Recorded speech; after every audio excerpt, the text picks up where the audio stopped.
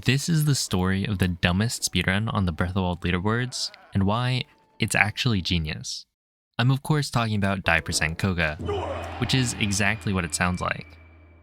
The goal of Die is to game over as fast as possible, and since there are so many different ways to die in Breath of the Wild, we've got a full drop-down list on the extensions leaderboard over at speedrun.com/botw-extension.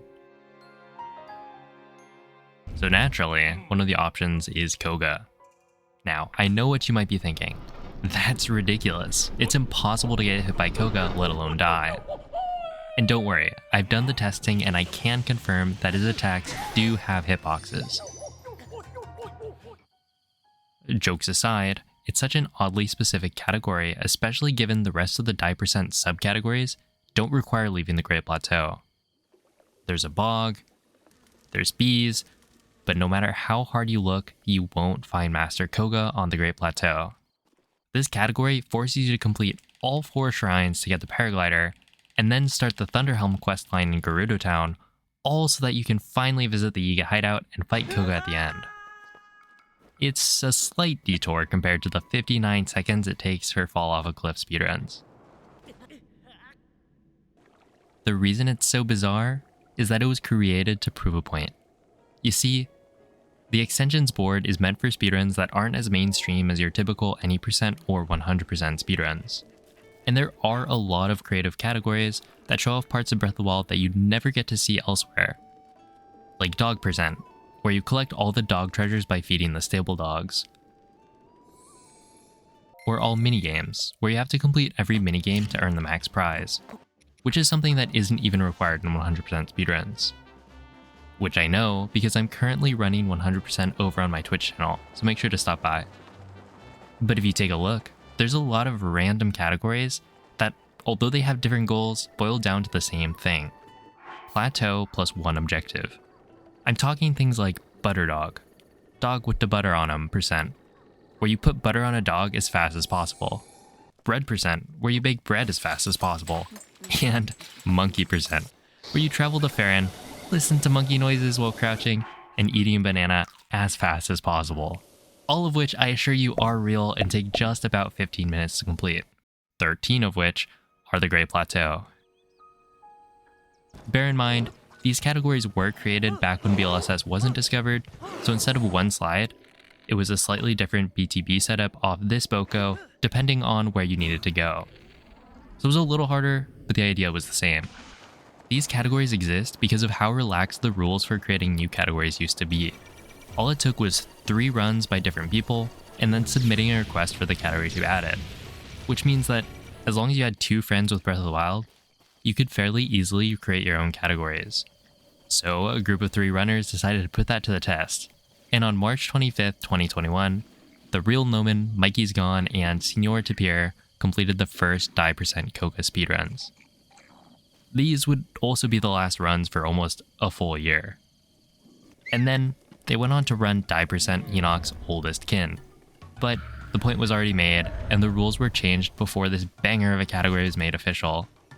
Now, runs have to involve interesting and unique routing, should not be similar to existing categories, should not be reliant on heavy luck-based requirements, and have at least 5 runs by 5 different runners. And I think that's a good change, because while meme categories can be fun, I also think that having too many categories clutters the board with categories nobody runs. So now that you know the history of the category, let me walk you through a Die Kohga speedrun and explain how it actually follows all of the new rules and makes for a surprisingly good category extension. The run starts with the Great Plateau, which is mostly unchanged. We just need to pick up a couple of extra items. Right after the Bomb Shrine, we slide to these fire and ice arrow chests at the bog before sliding to Magnesis, since we'll be needing the arrows for later. And then, before sliding to Cryonis, we blow up this tree for a bundle of wood. If you know a lot about Breath of the Wild glitches, you might see where we're going with this. Fast forward to the end of Plateau, and our next stop is Gerudo Town. Sliding from the top of the Temple of Time is high enough to make it all the way there, but instead of landing next to the shrine to start the Vi outfit quest to gain access to the town, we land all the way at the back behind the throne room. We then light a campfire, turn the camera up before sitting at it, which actually unloads the cutscene trigger that would normally kick Link out for not having the right clothes. This doesn't last forever, but it gives us enough time to talk to Riju, progressing the Thunderhelm quest, so that Kohga can spawn in before we get kicked out. If this feels familiar, it's probably because you've seen or done the early Master Sword glitch before, which uses the same campfire trick to unload the Master Sword cutscene trigger. It saves a lot of time in this category.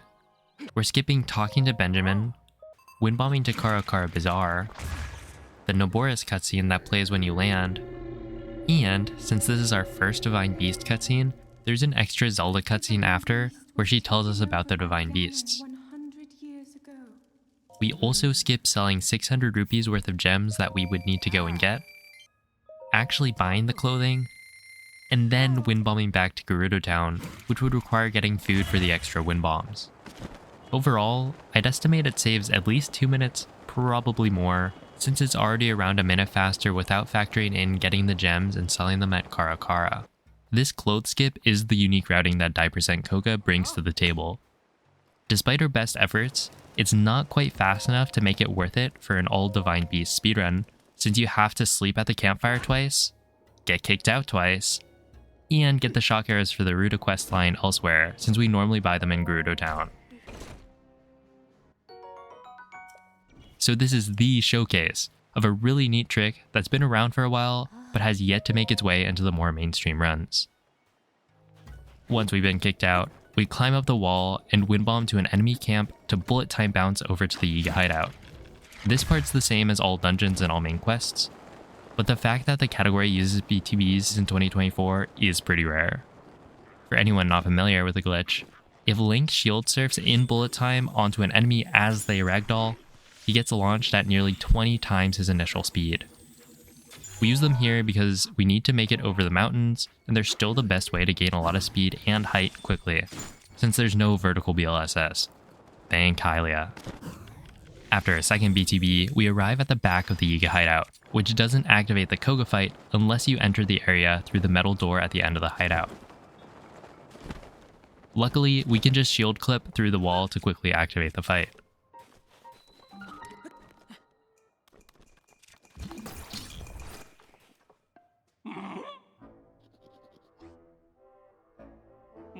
Then we get hit as fast as possible.